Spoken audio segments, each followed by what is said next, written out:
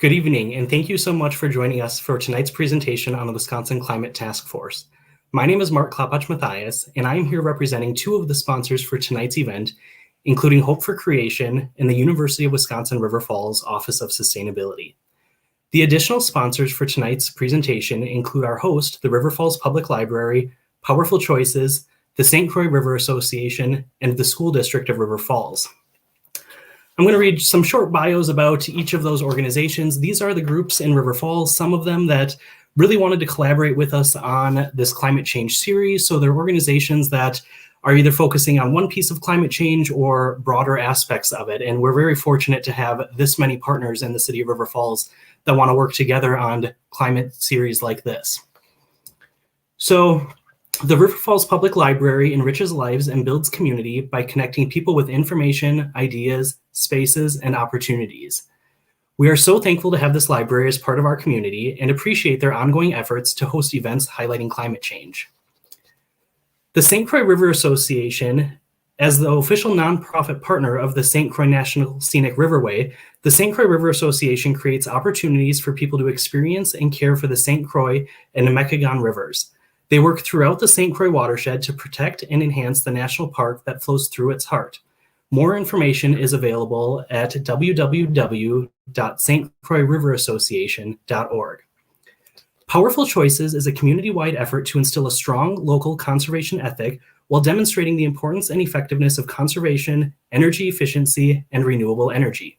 Powerful Choices, a department of the River Falls Municipal Utilities, recognizes that utilities play a large role in finding solutions to reduce humans' impact on climate change. Co-sponsoring talks like this and community events like this are an example of how we're listening and turning it into action. The School District of River Falls is an innovative leader in personalized learning and ensures the development of every student's unique potential in order to excel as responsible, productive, global citizens, facilitated by forward-thinking staff in a safe, nurturing, and collaborative environment.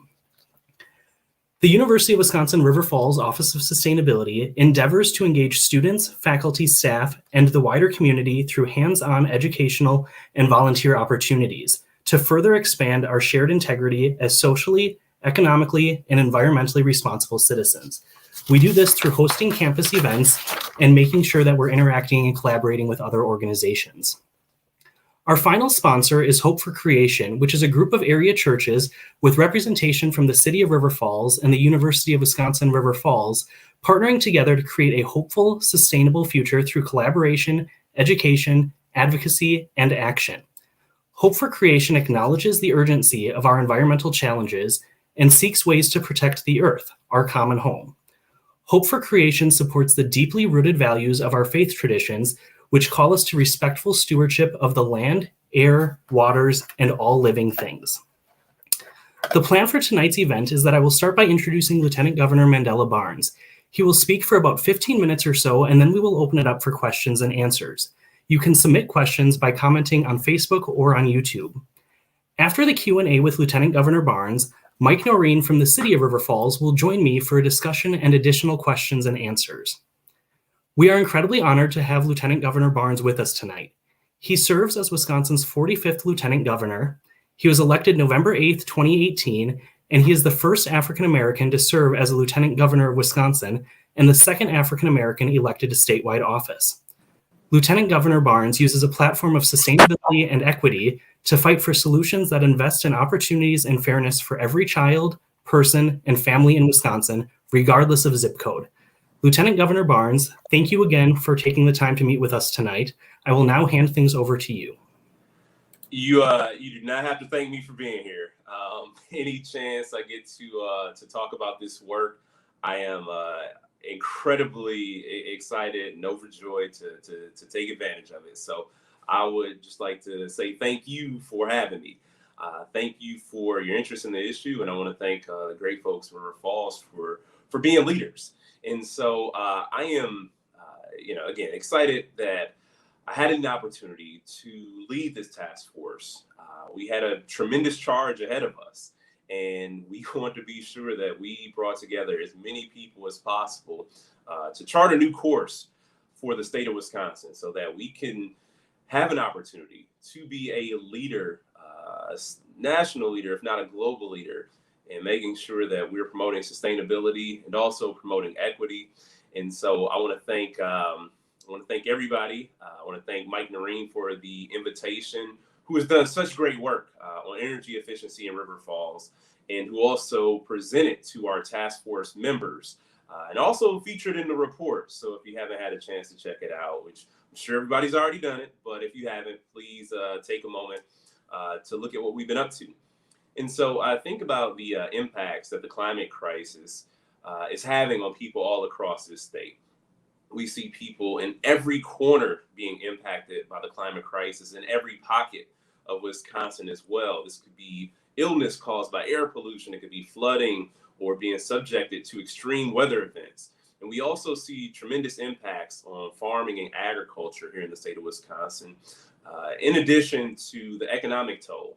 And that economic toll comes down in tourism, in terms of infrastructure spending, and also just local communities who have to face very tough questions when an extreme weather event happens, whether they're going to rebuild, whether it makes sense to rebuild.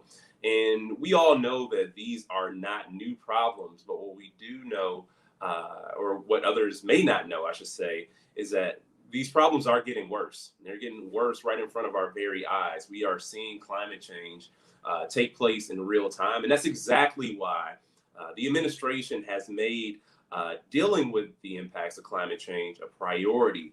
And we made that priority since day one. We made it a priority since day one. We want to be sure that we embrace the science. I remind people every time, my very first words when we took the stage after the election results were announced in 2018 was that we're bringing science back. And we meant it. We were absolutely bringing science back. We were going to undo the harms that had been present in the state for so long. And so with that said, when we did finally come into office, the realization was clear. It was dire. And that fact was Wisconsin was far behind in dealing with the climate crisis. And the worst part about it, to me, is that Wisconsin was a climate leader before. This was about us reclaiming our spot. This was about us owning up and stepping back into the shoes of responsibility. That's what it's about for me. That's what it's about for so many other people. Most importantly, that's what it's about for our future. And so with that being said, we vowed to change by first joining the U.S. Climate Alliance. And this is a bipartisan group of states from across the country who had vowed to uphold the goals of the Paris Climate Agreement in the wake of the United States formally withdrawing from the same agreement. And we also set out to establish an office of sustainability and clean energy to meet the challenges that were present and the future challenges that lie ahead. And we also set new energy goals for our state. And I was excited and still remain excited about the energy goals that we set, but we were very realistic, knowing that we hadn't been as active as we should have been for the 8 years before we had taken office, knowing what opportunities we did have as a state. We set our clean energy goal of 100% by 2050. And for many, including myself, I felt like that was a long way away. We knew that we had to do all that we could, and we certainly wanted to beat that goal, but 2050 was a realistic goal. But I'm inspired because the new presidential administration here in America has vowed to meet that 100% goal by 2035. And that's especially exciting for me because it challenges us. It gives us an opportunity to push our goal 15 years up. And it's going to be a lot of hard work. This is not easy, but it will happen. And I'm so excited that we're going to have support from the federal government to make this a reality. Because the fact was, before we took office, local government, like the city of River Falls, people, cities, counties, villages all across the state set their own goals. And they changed the way that they did business because they knew that it was important, not for the bottom line, but to make sure that they left behind a legacy that said that they did everything that they possibly could to combat climate change. So now I'm excited because we have local, state, and federal government who are aligned in meeting these goals. That means we get to fire on all cylinders. That means that so much is possible for us as we do this work. And so, in addition to the clean energy goals, in addition to the Office of Sustainability and Clean Energy, the governor also created the Taskforce on Climate Change. And that's where I come into the picture, because the governor tapped me to serve as chair of this task force. And I'm so proud to have been a part of this work. So proud to have partnered with so many amazing individuals from all across Wisconsin who, for over the last year, got together. We started out in person, then the pandemic totally upended things, and our meetings went virtual. But what that did was give access to even more people to become a part of this process. And so the hard work of taking the state in the right direction became even more participatory. And in my mind, that is a great thing. And the diverse membership of the task force is probably our strength. We brought together 32 individuals from all walks of life, many professions many professions that impacted or touched the issue of climate change or energy or the environment in some sort of way. We had environmental advocacy groups. We had even utility companies. We had organized labor. We had students. We had our indigenous communities represented. So many more. And our farmers were even a part of this task force, because we want to be sure to have as many perspectives as possible as we engage in this work.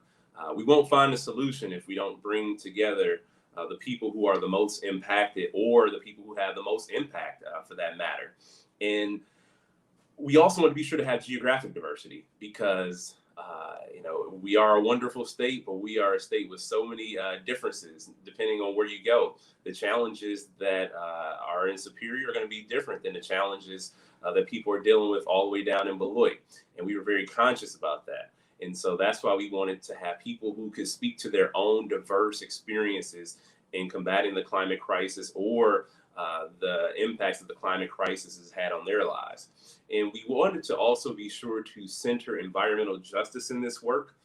It was critically important that we do that, because we know that the impacts of the crisis are felt felt the harshest on our lower income communities and our communities of color, and also our rural communities. And we know that these disparate impacts existed, and we could not say that we were doing this work in earnest without discussing how to address those issues, and what do these issues mean for every person in the state, and how do we develop policy solutions that address the problems in an equitable way. And we also want to be sure and intentional about uplifting the voices of people who aren't always a part of these conversations historically. That was very important to us, because again, we want to have the most impacted people to be able to share their stories. And so some of the solutions in the report, we were proud to release it back in December, but there were 55 total proposed climate solutions that span 9 different sectors. And we know that one report, albeit a comprehensive report, a report that took a whole lot of time, a whole lot of energy, no pun intended, but we know that this one report will not solve all of our problems. But we did hope to lay a solid foundation for the work ahead. We want to be able to create a framework for Wisconsin to become a leader in tackling this crisis. And some of the policy recommendations include creating an Office of Environmental Justice to make sure that we do no more harm to communities that have already bared the brunt of the impacts of climate change.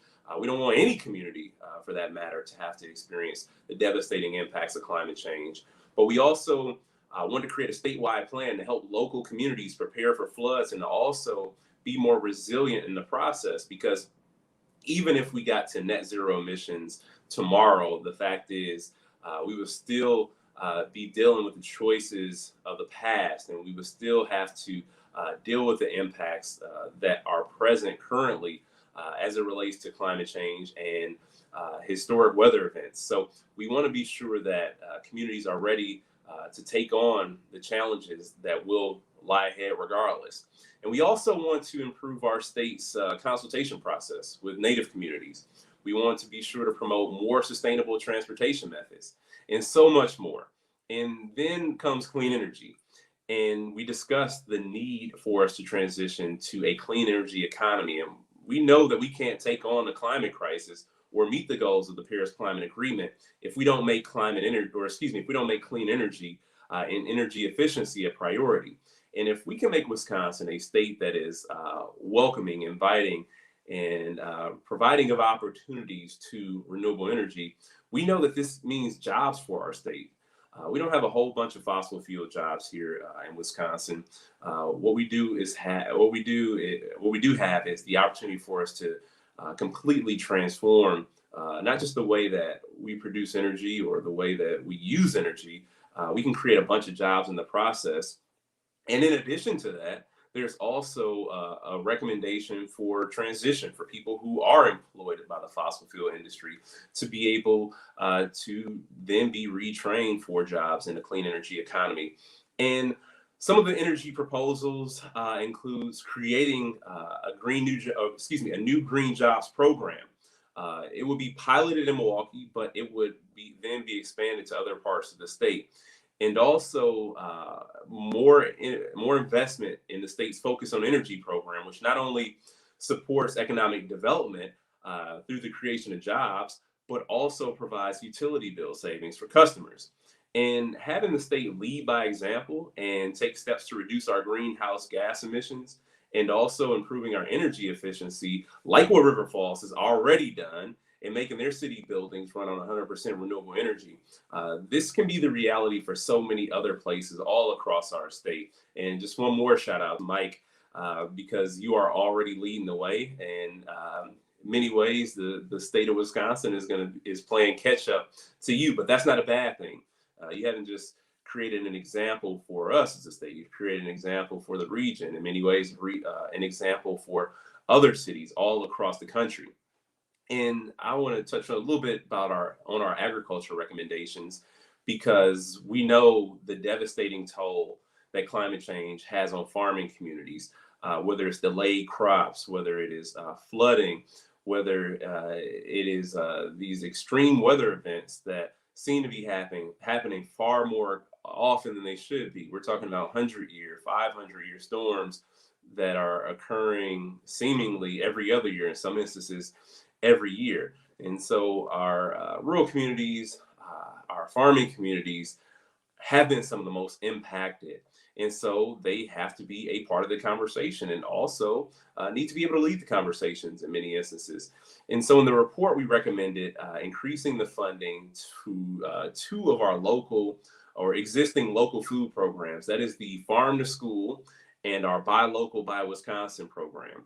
And we know that these programs strengthen local economies by connecting the dots between farmers, food businesses, schools, and consumers alike, and so many more, including businesses. And increasing funding also for farmer-led watershed groups that are already working to promote more sustainable practices in the industry. And then paying farmers to increase soil carbon storage in agriculture and working lands, which is incredibly important and vital for us to reduce greenhouse emissions. And I'm excited because we have received widespread support from so many people in the ag community, because these policies were crafted by people in the ag community, by the farmers who served on our task force. And so, if I get really excited about the work, I'm just so thankful to have had so many other people who are as passionate about this work to be a part of it. And we're talking about people who have been doing this work since before I even arrived on the scene. So there's so much expertise that exists in this task force. And I am also delighted that they have shown an interest in continuing the work in some sort of way, although the formal work of the task force has concluded.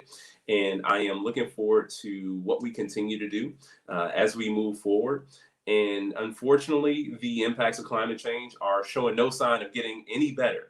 So that is exactly why we have to start taking action now. But in order for us to do so, we have to have support and buy-in from people all over the state when these policies are introduced. Now, some of these could be introduced in the governor's upcoming budget, which will be unveiled on the 16th, or also some of these things may pop up as standalone legislation. And I want to remind people that the task force was bipartisan. We had a bipartisan group of legislators who were involved in the task force. But we will still need a groundswell of support from people just like you. If we ever want to see these policies get passed, we have to build the public support. Well, you know what? The public support is already there.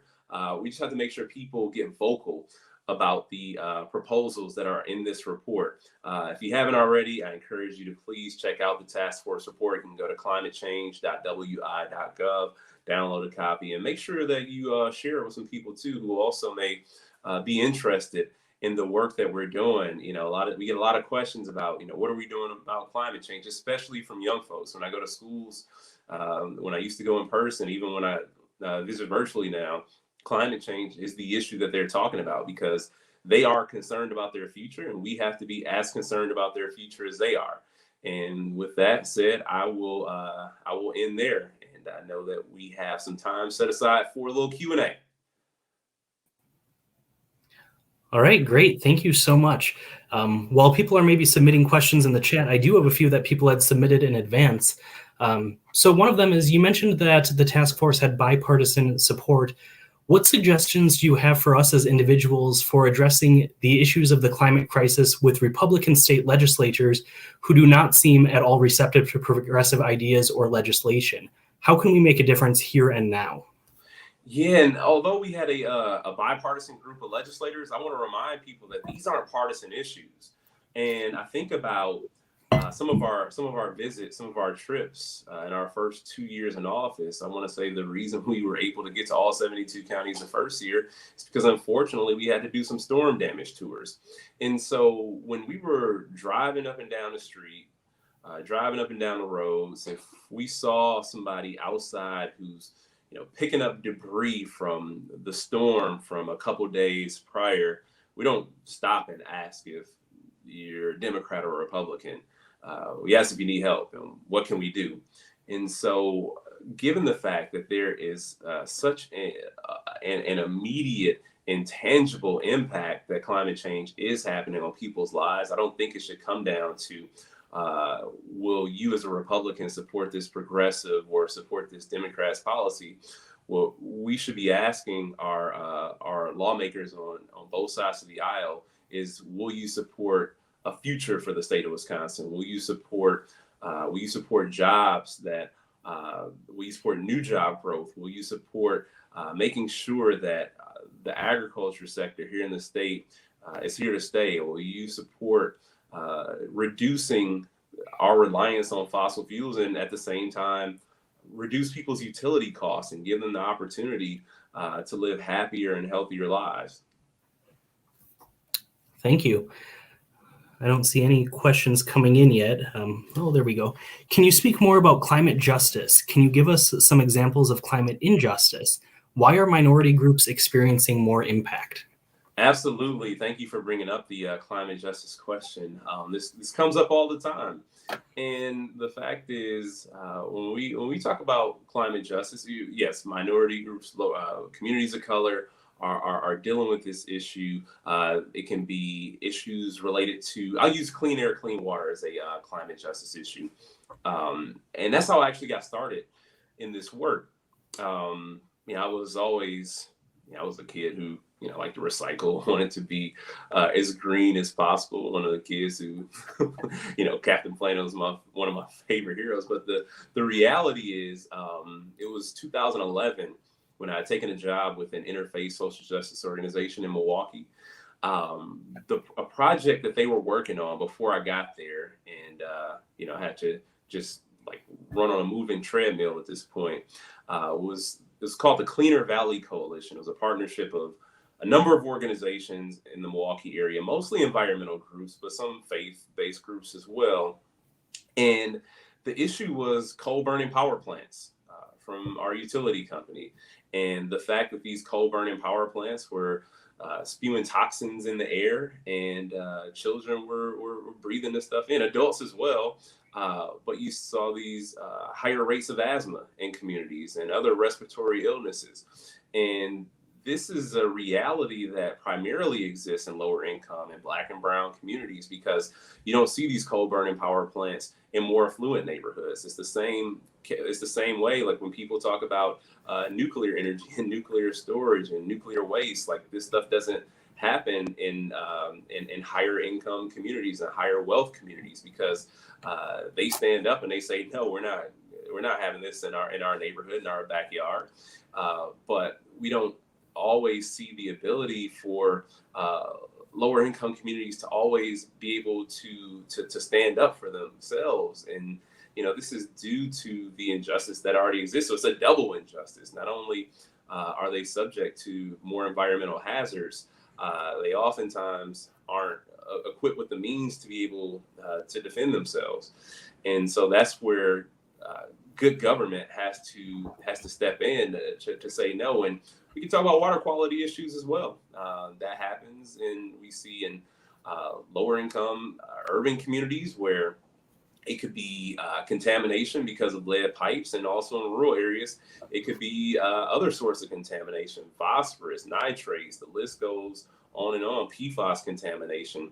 And higher income communities are able to either move away and reside in areas that aren't subject to these environmental hazards, or spend the money it takes to, spend the money that they need to spend on remediation. So we have to be very conscious about who's actually being impacted. I think the perfect tie into that is the effects that COVID-19 have had on those same types of communities. People don't always recognize that the disparities in the marginalized communities and those at-risk populations are affected more strongly by things like pandemics and also climate change. So thank you. I use that example all the time. The parallel is just there. The pandemic has swept in, and the people who are impacted the most by the pandemic are the same communities that are most impacted by climate change in many instances, especially people with who have these underlying conditions and experience the health impacts much worse. So yeah, you are absolutely right. And also a lot of the same people that deny that the pandemic is even a real thing are a lot of the same folks that deny that climate change is a real thing. Right. The next question we have is, has the task force had a chance to consider the impact of GM's announced decision to produce only electric vehicles by 2035? In a large rural state, that change will affect transportation. So not GM specifically, but the issue of electric vehicles is very prevalent in our task force report, as the transportation sector is one of our biggest bundles of emissions. And I think that electric vehicle transportation infrastructure was a big part of this report, because people get that range anxiety and prohibits, and it makes people think twice about buying an electric vehicle. So there is a lot about electric vehicles in the task force report. You mentioned that the work of the task force itself is kind of done, but they've released this report. What are your hopes for what happens next? And again, how can individuals, organizations, communities really work to support that? Yeah, good question. This is just me talking right now, but I would see the work of the task force, for members who've indicated that they still would like to be active in some sort of way, which was, I haven't heard anyone say that they didn't want to be active, and I would assume that nobody would want to feel left out. So I would see them playing more of an advisory role, especially with our Office of Sustainability and Clean Energy, because one of the next steps now, besides the report, is the writing of our state's clean energy plan, our clean power plan for the state of Wisconsin. So that is what I hope to have them involved in, and also as a mechanism to help support the passage of some of this legislation, the stuff that doesn't go into the budget, the things that aren't going to be handled at the agency level. We're going to need their support. We're going to need them, because they, like I said, they come from all over the state, and a lot of the people too. This isn't just a task force of Democrats. We have large businesses, small businesses involved, and they have influence, and they were a part of this work, and we hope that they will help see it all the way through. Similarly to that, kind of the tie-in of what we can do to get people more involved, we have a question from a teacher, and she has an environmental club, and she's wondering how we can get students more involved in climate change issues in Wisconsin, because ultimately they are our future. Yeah, absolutely. And one thing too, like I said about the students, is they are already interested to some degree. But for those who aren't, there's a part about education. We want to make sure that students are well versed in the impacts of climate change. It should be spoken about and taught objectively in classrooms, in my opinion. And I also think that there are many ways for kids to get involved with programs at the Department of Natural Resources. For teachers, I would encourage educators to feel free to take initiative and try to incorporate parts of this climate change task force report into curriculum if you're able to. Like I said, climatechange.wi.gov. I would encourage educators to check it out and direct their students to the website and help encourage them to learn a little bit more about what's happening in Wisconsin specifically. I want to be very respectful of your time, so I'm just going to ask one last question. So we've been doing this series on climate change, and we've had some phenomenal presenters. We've had scientists talking about how climate change is affecting our waterways, and then how it's affecting everything. But ultimately, some of that climate science information can be very, very depressing. So I think the Climate Change Task Force is kind of a good example of how we're moving forward and how we're actually taking action on that. But ultimately, what gives you hope about this situation? Let me tell you, you are so right about climate anxiety. It is a real thing, especially for people in my generation, especially the younger end of my generation, and those who are in the generation after mine, and so on. Because climate anxiety is a real thing. People are wondering, well, what's going to happen, because they've seen a lack of action from the government at so many different levels. And a lot of folks wonder if it even makes sense to have children, to get married, and that's absolutely real. But what gives me hope is that so many people, are there. So many people understand the urgency, and we far outnumber the politicians who don't understand it. And there is a change, and there's a change of heart. I was going to say sea change, but it feels so weird to say sea change right now, given rising sea levels. But there is certainly a change of opinion that's been happening, and there are more pro-conservation, more anti-climate change people who are stepping up and getting elected, and there are more people who are leading with bold solutions. I mentioned it earlier, but I am incredibly optimistic, given the fact that the president stepped in with a goal that got us to 100% clean energy faster than our goal as a state. I'm very optimistic, because we know that better is possible. Things are happening in many instances. There were a lot of companies, including utility companies, who set clean energy goals before the state of Wisconsin did. And so people are coming around, people are understanding, and the momentum is on our side. We just have to keep pressing forward. And so, every meeting that I have like this, every conversation I have like this, every group I meet with like this, gives me just a little bit more hope. And it also makes me feel like, we are truly doing the right thing, and we're going to solve this. Well, great. Thank you so much. Again, we just appreciate the information, your time, and all the work that you've done to address climate change in the state of Wisconsin. So thank you very much. Absolutely. I'm really excited to be a part of this work. So thank you for having me. Thank you. At this point, we're going to have Mike Noreen join me in the stream. So Mike, I'm wondering if you could just introduce yourself and kind of talk about your role with the city a little bit. Sure. That's a tough act to follow, but I'll do my best. I am the Conservation and Efficiency Coordinator for the city. So I try to develop conservation ethics through programs where, whether it's education or incentives, to encourage just that conservation, efficiency, and renewable energy for all customers. Great, thank you. So Mike and I work very closely together. He kind of is the city counterpart, and I'm the UW River Falls counterpart. We often work on each other's organizations and committees and things. And we're both on the leadership team for Hope for Creation, which is, again, that group of churches with Mike's and my representation to kind of address sustainability from a citywide standpoint and how we can collaborate together to work on things.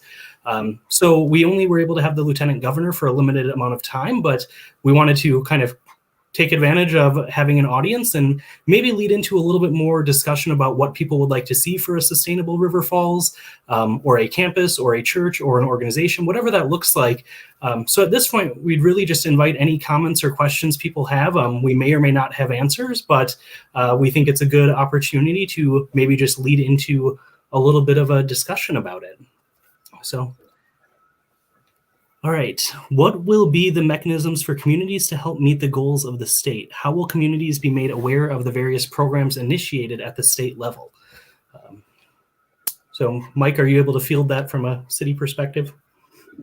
Yeah, I'll give it a shot. I think when we're talking about some of those mechanisms to help meet the goals of the state that you find in the climate report, you're going to find a lot of similarities in our comprehensive report that we are putting together with the city.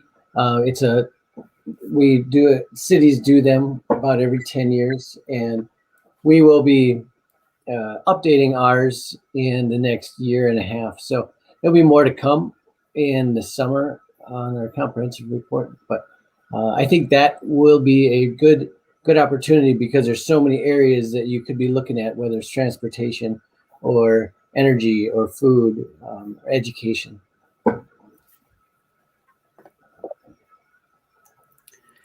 Can River Falls tackle composting? So I'll speak about this from a university perspective, and then I'll let Mike jump in.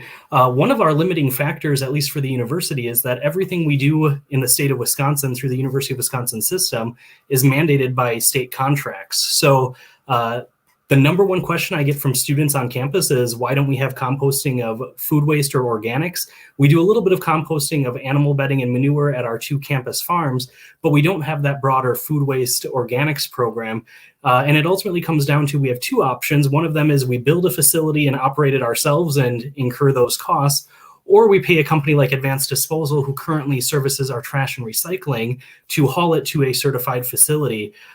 With our most recent contract change, which occurred this past summer, we actually put in our request for proposal documents that we wanted all 3 streams. We wanted trash, recycling, and composting.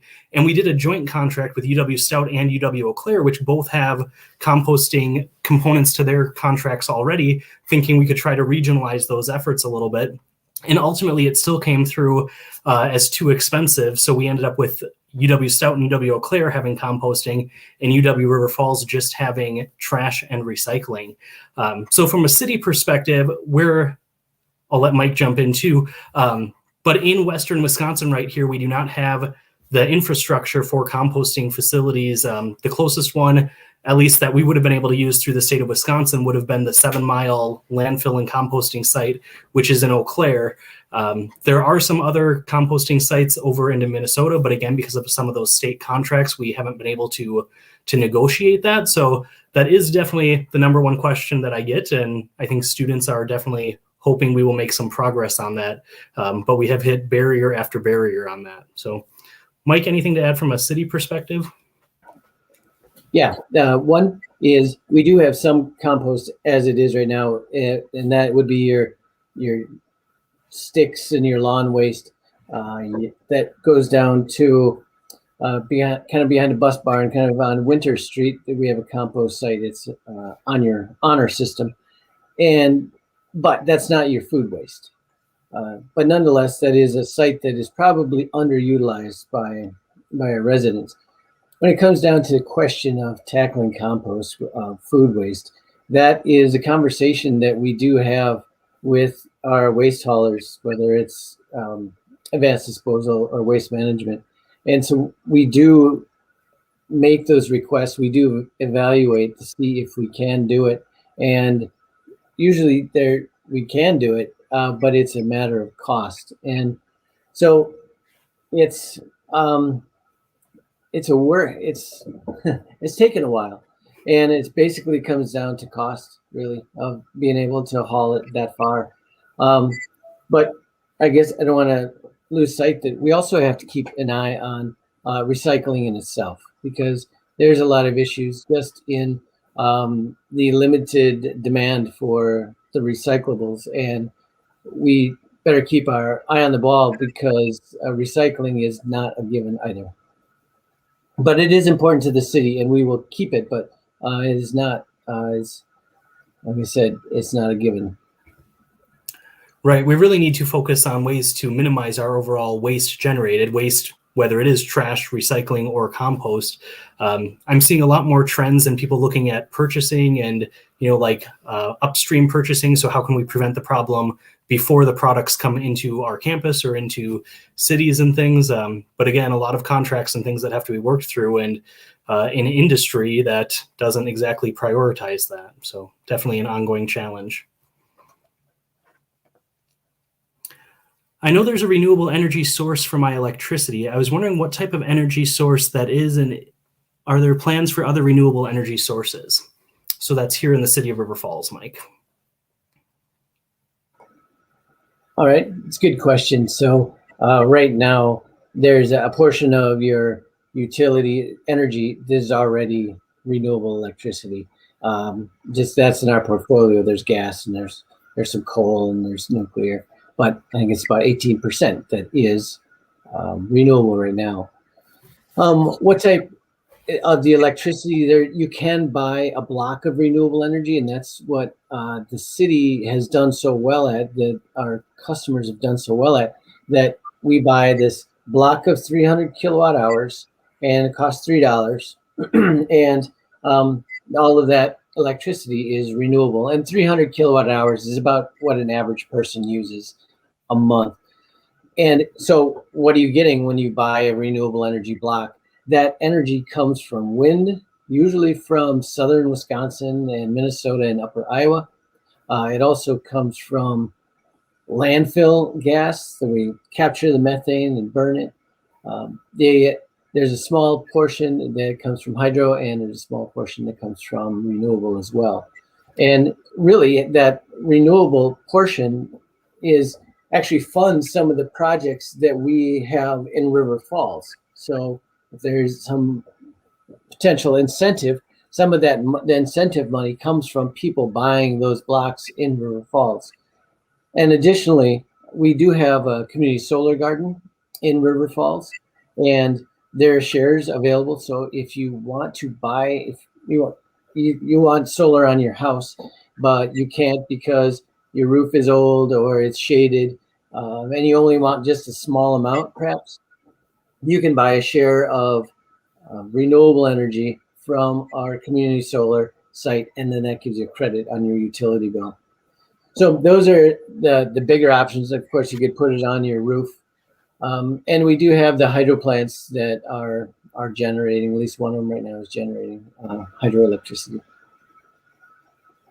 I hope that answered your question. Can you tell us more about renewable energy in city buildings as well?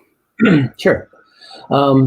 So I'll this might be a little bit longer than you wanted, but what I do and what we do as our philosophy is to start with conservation first, and then energy efficiency, and then after that we do renewable energy. So what we did as the city is we did an energy evaluation on all of our buildings about 10 years ago. And then we did all of the measures that they told us to do in terms of conservation, whether it's turning off the lights or having occupancy sensors. Then we made everything more energy efficient, whether it's LED lighting or pumps or refrigeration. And then when we got the utility bill down as low as we think we could have gotten it, that's when we made the commitment to buy to 100% renewable energy. Now, some of these accounts already had some community solar shares on it, and they're just they're there, and we're getting the credits. So what it did was it made it very attainable for us to buy some more blocks, and then to be covered with 100% renewable energy and that is what we did. when the city council approved it back in December 2019. I guess it started on January 1st, 2020. The prices will change, and in part because people are buying so much, the price has dropped. So you will see a drop in the price on those renewable energy blocks coming very soon.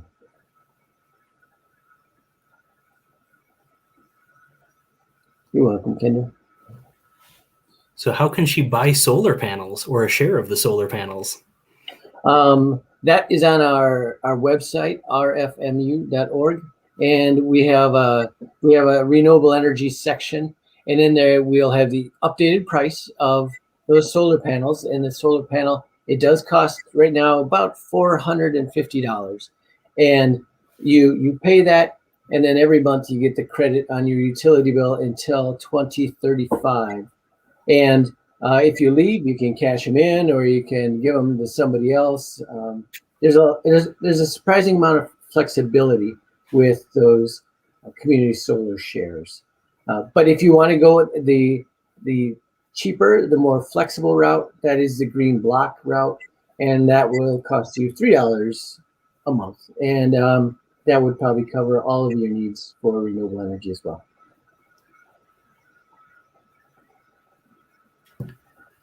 Will the Powerful Choices meetings be resumed in some form? These meetings have been very informative. All right. Thank you.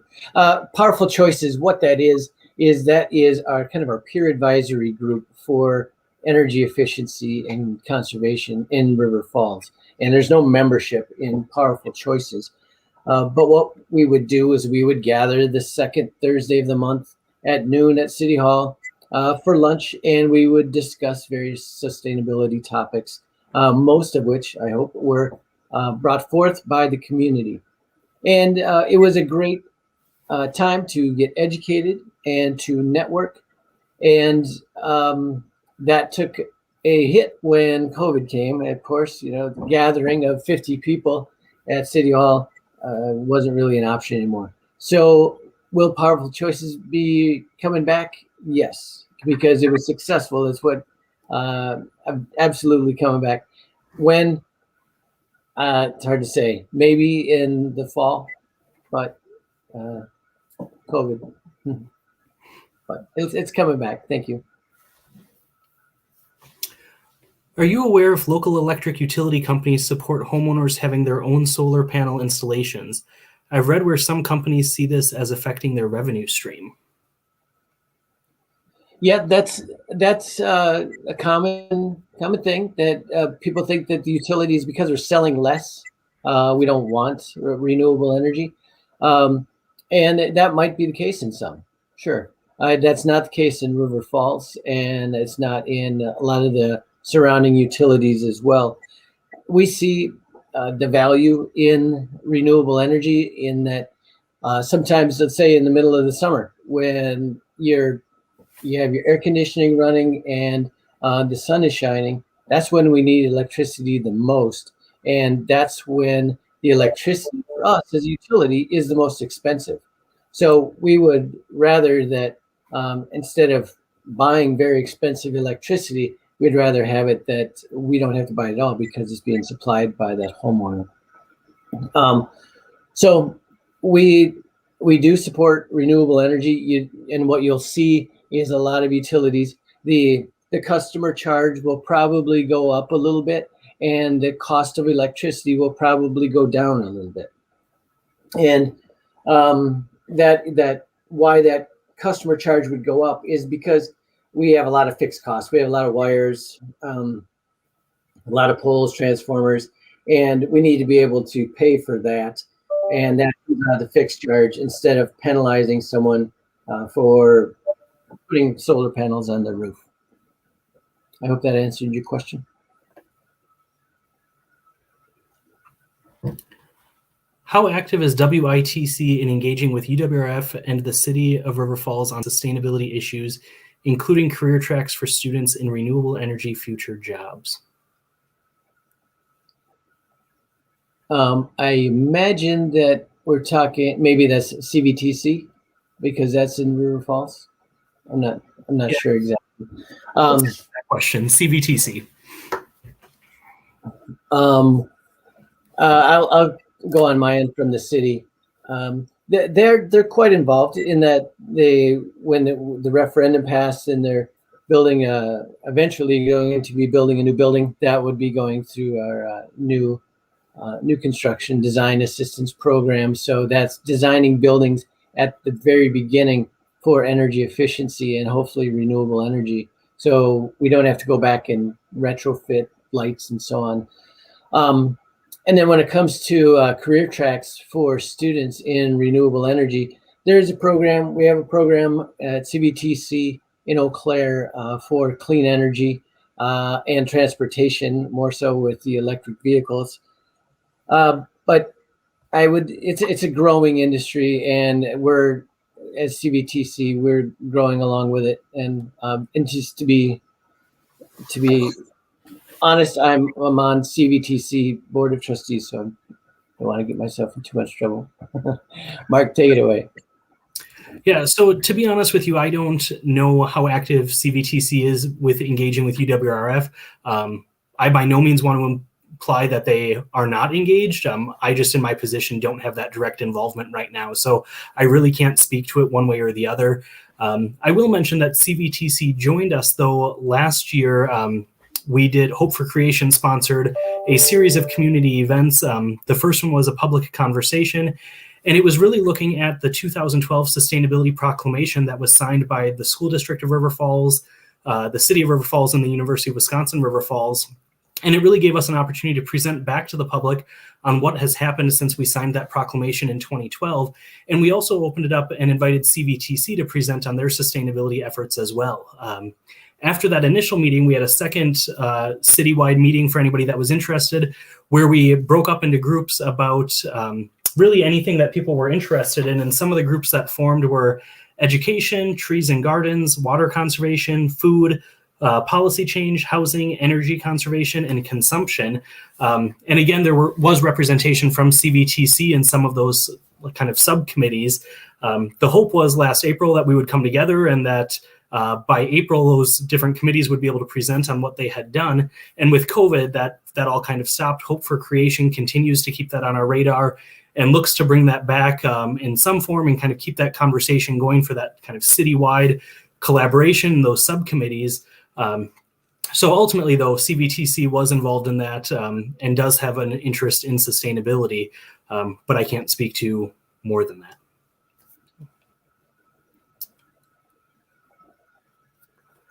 Mike, what are your recommendations for our area staying informed on these issues? What might we do together to influence decisions being made by representatives that don't always listen?